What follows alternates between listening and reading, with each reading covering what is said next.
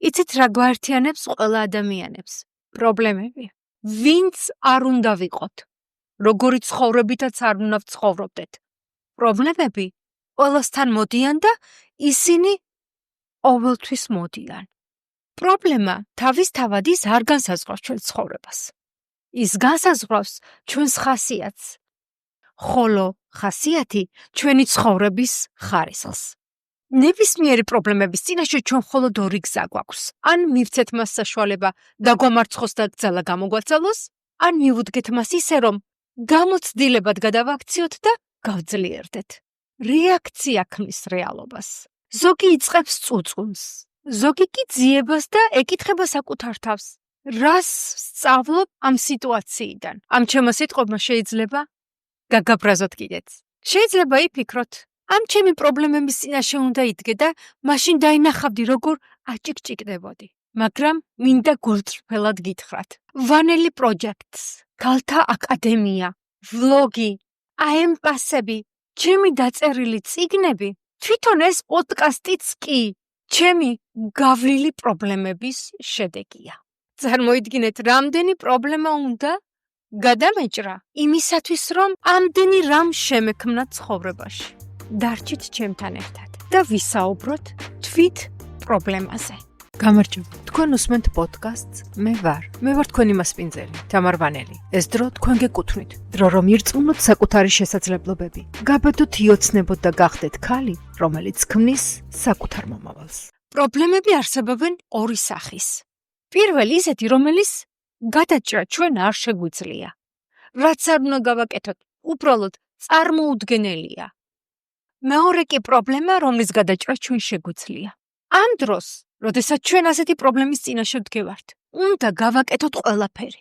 ყველაფერი 100%-ით გავაკეთოთ. ეს არ ნიშნავს, რომ 100%-ით გამოგვივა, მაგრამ ჩვენ უნდა ვიცოდეთ, რომ ყველაფერი, რისი გაკეთება ჩვენ შეგვეძლო, რა ჩვენს ხელში იყო, ჩვენ გავაკეთეთ. როცა ყველაფერს ვაკეთებთ, ძალა ჩვენთან რჩება. ასე ცხოვრება არ გვტოვებს სინანულის, ნამუსის ქეჯნის და იმ ფიქრების წინაშე, რომ ჩვენ მეტის გაკეთება შეგვეძლო და არ გავაკეთეთ. ვიცი, ბევრისთვის თვითონ სიტყვა პრობლემა ძალიან დიდია. პირადად მე ძალიან მჯერა სიტყვის ძალის და ზუსტად ამიტომ სიტყვა პრობლემას ხშირად გამოწვევას ვეძახი. რატომ? იმიტომ რომ თვითონ სიტყვა გამოწვევა მაძლევს ძალას, მაძლევს სურვილს, რომ რაღაც შევცვალო. სიტყვა პრობლემა კი პირიქით. მას უსწრებს თითქოს სასწარკვეთილებისაკენაც კი ვიბიძგებს. როდესაც ვიძახი ეს ჩემი გამოწვევაა, მე უკვე სხვა კუთხით უხურებ ამ სიტუაციას. თითქოს ეს არის ტესტი, რომელიც მე უნდა გავიარო, რომელსაც უნდა გავუძლო. გამოცდილება, რომელიც მე უნდა მივიღო. და არა კედელი, რომელმაც მე უნდა შემაჩეროს. აქ კი მინდა მოგიყვეთ ორი ძმის ისტორია. ნიუ-იორკის ერთ-ერთ ძალიან პრობლემატიკურ უბანში ცხოვრობდნენ ორი ძმა.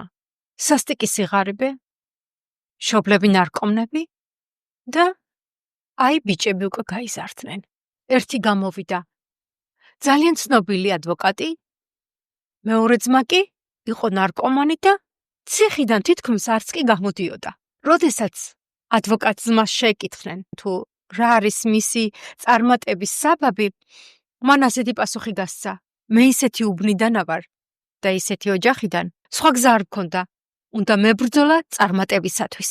მეორე ძმამ კი თქვა: მე ისეთ გარემოში გავიზარდე, ბუნებრივია, რომ ციხიდან ციხეში გადავდივარ. ერთი და იგივე გარემო, ერთი და იგივე ბავშვობა, ერთი და იგივე მშობლები, ორი სხვადასხვა ძმა და ორი სხვადასხვა ისტორია. ეს კიდევ ერთხელ გვაჩვენებს, რომ როდესაც ჩვენ პრობლემის წინაშე ვდგევართ, ჩვენ ვდგევართ არჩევნის წინაშე. არჩევანია ზუსტად რაც განაპირობებს ჩვენს ცხოვრებას. ახლა კი იმ ადამიანების საყურადღებოდ მინდა ვთქვა, ვინც პრობლემის წინაშე მდგარმა ყველაფერი გააკეთა. ყველაფერი რაც შეეძლო, მაგრამ არ გამოვიდა. და რადგან არ გამოვიდა, ის საკუთარ თავს არ აპატიობს. ის რომ ჩვენ ვცადეთ და არაფერი გამოვიდა, არ შეიცვალა სიტუაცია, ეს ჩვენი გულისხმევის უკმარისობას არ გამოხატავს. ნამდვილად არა. ჩვენ ყოველთვის ვერ ხვდებით თუ რატო ხდება რაღაც ჩვენს ცხოვრებაში, მაგრამ პასუხი ზოგჯერ უფრო მოგვიანებით მოდის. და აქ ჩემს ისტორიას მოგიყვებით. 2000 წელია, მე, როგორც ახალმა რეპატრიანტმა, როგორც იქნა ვიშოვე კარგი სამსახური. თელ-ავივში პრესტიჟულ მაღაზიაში. ყვაზე არ ვიყავ ისე მიხაროდა. როგორც იქნა ვიშოვე კარგი სამსახური. გამოვეწყე და გავემართე გულის ფანცქალით. მე მაშინ ბათიამში ცხოვრობდი და იმ სამსახურში რომ მისულიყავი 2 ავტობუსი უნდა გამომეცვალა. და აი ზუსტად მივედი იმ გაჩერებაზე, სადაც უნდა გამოცვალო ჩემი ავტობუსი. ჩამოვდივარ სწრაფად, გავრბივარ მეორე ავტობუსამდე. მივდივარ, ეს არის ფეხი უნდა შევდგა ავტობუსში და ავტობუსის ძღოლი კარებს კედავს. მე ვიწყებ კაკუნს. ვეხვეწები, ვევედრები რომ გახსნას კარები, მაგრამ არ ხსნის და იწყებს სვლას.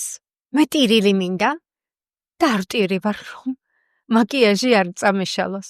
სასწაულად განვიც. ველოდები მეორე ავტობუსს. როგორც იქნა მოდის ეს მეორე ავტობუსი, როგორც იქნა ავდივარ ამ ავტობუსში. ავტობუსი იწყებს სვლას და რაღაც 100 მეტრში ჩერდება. უბრალოდ ძალიან დიდი საცობია. და მე ვიწყებ ტირილს და საკუთარი თავის შეცოდებას. როგორც იქნა ვიპოვე სამსახური და ავტობუსის გამო მე შეიძლება სამსახური დავკარგო. ეს შანსი ხელიდან გაუშვა და მე ვტირი ვარ. რამოდენიმე წუთის შემდეგ რადიოში აცხადებენ.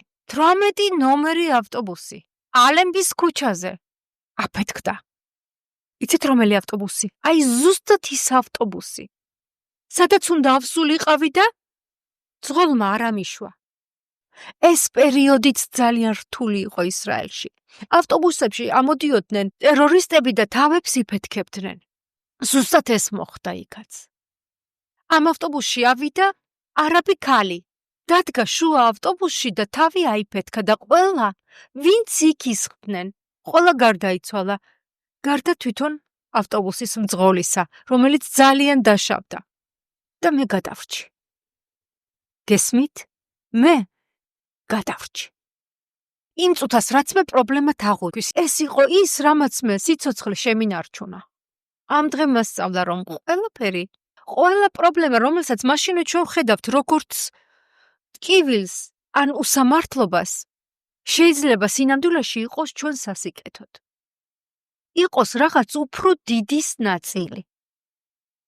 ხანდროს ზუსტად დაკარგვაა პოვნა. ხან უარყოფა ეს ახალი შესაძლებლობის კარია. ან უფლისაგან მოცემული სხვა მიმართულება. მარტო ღმერთმაინცის ეს რა არის. ამიტომ გახსოვდეთ, პრობლემა შეიძლება გახდეს ან თქვენი მტერი, ან თქვენი მასწავლებელი.